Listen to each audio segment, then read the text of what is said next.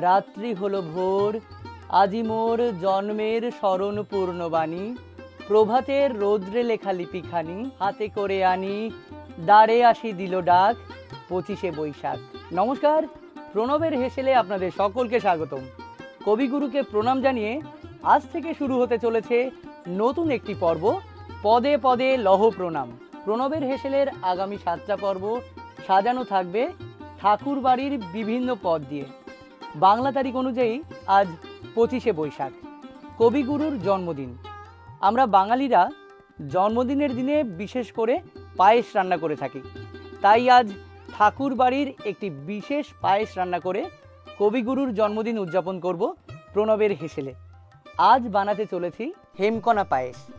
চলুন তাহলে দেখে নেওয়া যাক এর জন্য কি কি উপকরণ লাগছে।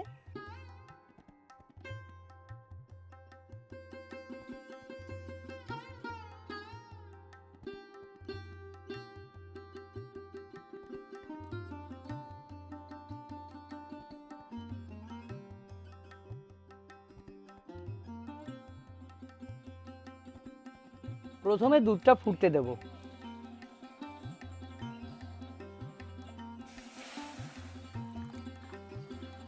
দুধটা ফুটে যতক্ষণে ঘন না হচ্ছে ততক্ষণে আমি ডোটা মেখে নেব। প্রথমে নিয়ে নেব 3 টেবিল চামচ চালের গুঁড়ো,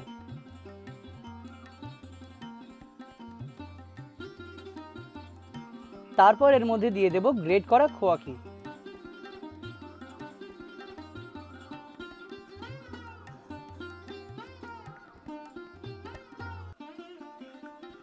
এরপর দিয়ে দেব কাজু বাদাম বাটা, এরপর দিয়ে দেব আমন্ড বাটা, এবার দিয়ে দেব 3 টেবিল চামচ চিনির গুঁড়ো, এবার দেব 4 টেবিল চামচ গুঁড়ো দুধ,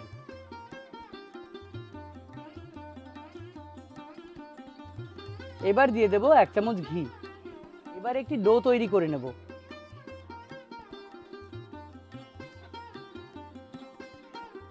ডোটা তৈরি করতে করতে আপনাদের দুটো কথা বলি। এই যে এই পায়েসটির নাম হেমকণা পায়েস কেন হলো? শোনা যায় রবীন্দ্রনাথ ঠাকুরের দাদা হেমেন্দ্রনাথ ঠাকুর, তার কন্যা রন্ধন পটীয়সী প্রজ্ঞা সুন্দরী দেবী, তিনি তার বাবার জন্মদিনে এই পায়েসটি প্রথম বানিয়ে উপহার দেন এবং এই পায়েসটি প্রজ্ঞা সুন্দরী দেবীর নিজস্ব সৃষ্টি। তিনি তার বাবা হেমেন্দ্রনাথের নাম অনুসারে এই পায়েসটির নাম দেন হেমকণা পায়েস। আর আপনাদের সাথে কথা বলতে বলতে আমার ডো বানানোটাও রেডি হয়ে গেছে। এবার ছোট ছোট বলের আকারে করে নেব। এই হেমকণা পায়েসের নামকরণের আরও একটি কথা শোনা যায়। হেম অর্থ সোনা আর কণা অর্থ টুকরো, অর্থাৎ সোনার টুকরো। যেহেতু এই রান্নাটায় কেশর দেওয়া হয়, তাই দুধের সঙ্গে কেশরের মিশ্রণে দুধটার রং সোনালি আকার ধারণ করে, তাই এই পায়েসের নাম হেমকণা পায়েস রাখা হয়। এদিকে আমার বল বানানো হয়ে গেছে। এবার দেখে নেব দুধটা কতদূর হলো। দুধটা ফুটে অর্ধেক হয়ে গেছে। এবার এর মধ্যে দিয়ে দেব 4 চামচ চিনি,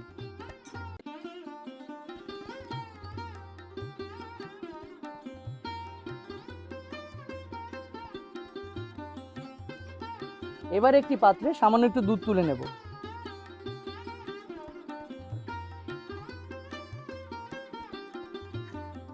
এবার এই দুধের মধ্যে দিয়ে দেব সামান্য একটু কেশর আর ছোট চামচের 1 চামচ এলাচ গুঁড়ো। এবার দুধের মধ্যে দিয়ে দেব ক্ষীরের বলগুলো।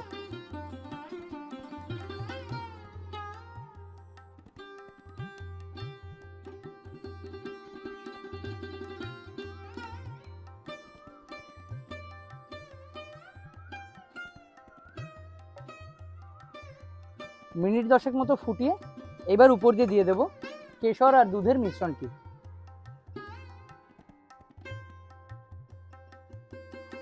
এবার উপর দিয়ে সামান্য একটু গ্রেট করা বাদাম ছড়িয়ে নামিয়ে নিলেই তৈরি ঠাকুর বাড়ির হেমকণা পায়েস।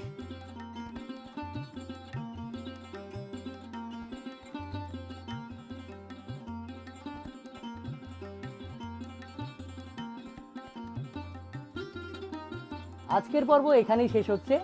দেখা হচ্ছে পরবর্তী পর্বে ঠাকুর বাড়ির আরও একটি বিশেষ রান্না নিয়ে। ধন্যবাদ।